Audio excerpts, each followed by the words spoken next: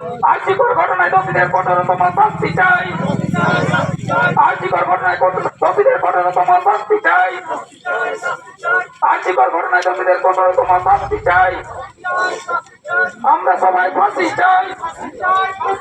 বন্দে মাতরম।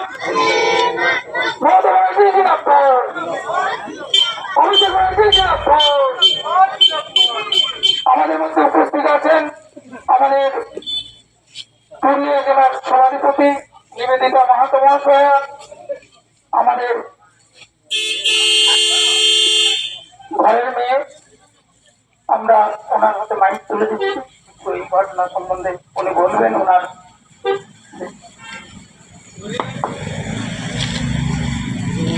নমস্কার, উপস্থিত প্রত্যেককেই আমার প্রণাম জানাই। আপনারা অনেকক্ষণ থেকে আছেন।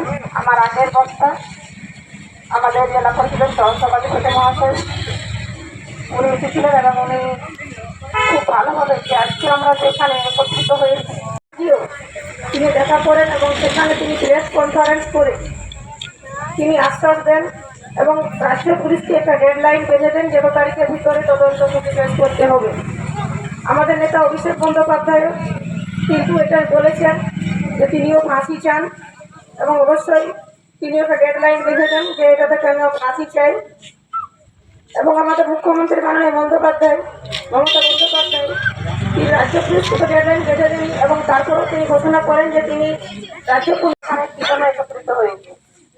গত 9ই আগস্ট এটা মর্মান্তিক ঘটনা। কলকাতার আরজিকর হাসপাতালে একজন মহিলা ডাক্তার কিভাবে নির্যাতিত হয়ে তার হত্যা করা হয়েছে এই সম্বন্ধে আপনারা প্রত্যেকেই জানেন, কারণ এখন সোশ্যাল মিডিয়ার যুগ। প্রত্যেকে টিভি বা ফোনের মাধ্যমে জানছেন কি ঘটনা ঘটেছে। প্রথমেই বলি যে ঘটনাটা সত্যি খুবই মর্মান্তিক।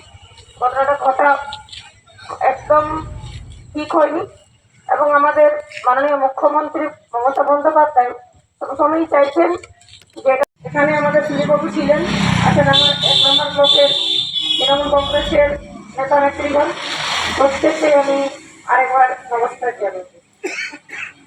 ঘটনাটা সত্যি খুব মর্মান্তিক। যেদিন ঘটনা ঘটে আমাদের মাননীয় মুখ্যমন্ত্রী মহাশয়া বাইরে ছিলেন, কিন্তু তিনি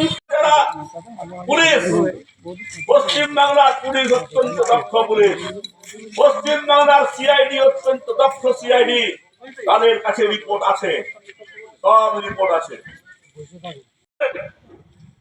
আজকে সিবিআই 2014 সাল থেকে যতগুলো কেস এখনো পর্যন্ত চলছে তার কোনো রেজাল্ট হয়নি। আমরা সন্দেহ করছি শুধু একটাই, এই মেয়েটির হত্যার কোনো তদন্ত হবে না। সিবিআই কে এই জন্যই দেওয়া হলো।